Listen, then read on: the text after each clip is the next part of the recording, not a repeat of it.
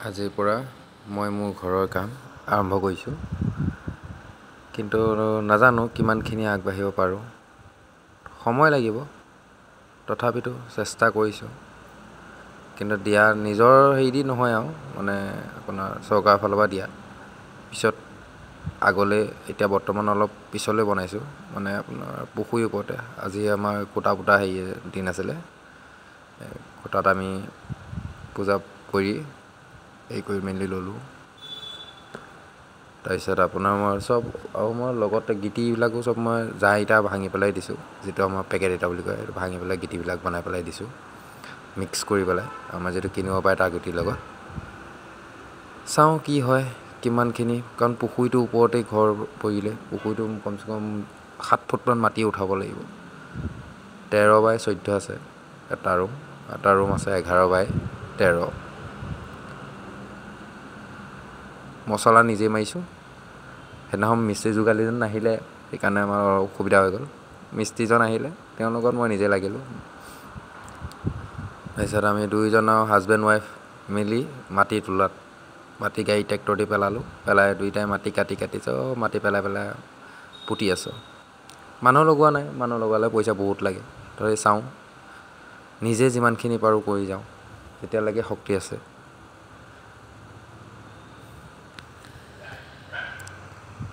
যিমানখিনি পাৰোঁ কৰি থাকিম আৰু। হয়তো এতিয়া ইমান পটককৈ নহ'ব, ঘৰটো অলপ সময় লাগিব, কিন্তু তথাপিতো চাওঁ, চেষ্টা কৰি দুয়োজনে মিলিজুলি কৰি আছোঁ, কিমানখিনি আগবঢ়াব পাৰোঁ। আমাৰ কিন্তু এই ক্ষেত্ৰত ঠিক আছে, মাটি কঢ়িয়াত এক্সপাৰ্ট। এবাৰ মাটি কঢ়িয়াওঁতে লুটি খাই পৰিও থাকিলে, গৈ চাঙিখন দাঙি নিলে, নি পেলাই গৈ চিলিপ মাৰি ধুমকৈ তলত পৰি থাকিলেগৈ। গতিকে দলি মাৰি দিছিলে, দিওঁতে গৈ পেলাই এবাৰ চাঙিখনত লাঠিডাল আহি পেলাই ভৰিতে মাৰিলেহি।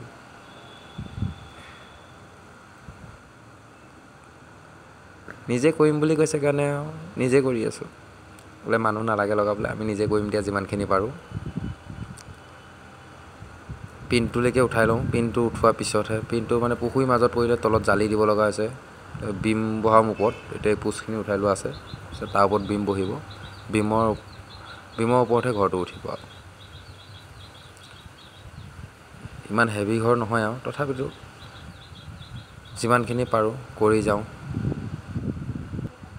চেষ্টা অসাধ্য একো নাই।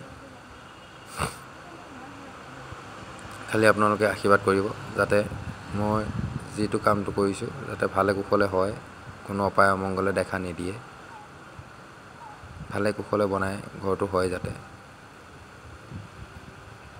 কিমানখিনি ওখ হ'ব চাওক, ইমানখিনি ওখ হ'ব, ইমানখিনি মাটি তুলিব লাগিব, আৰু তলতটোতো সেইটো কিমান দ আছে, চিন্তা হৈ গৈছে। কম মাটি খাব আপোনাৰ, কমচে কম এক ট্ৰাক মাটিতে এতিয়া 500 টকা লাগে। এক ট্ৰাক মানে এক ট্ৰেক্টৰ, আমাৰ ইয়াত ইমান মাটি খাইছে। মাটি ভৰাওঁতেই আপোনাৰ মোটামুটি 15,000 মান টকা মোৰ খৰচা হৈ গ'ল।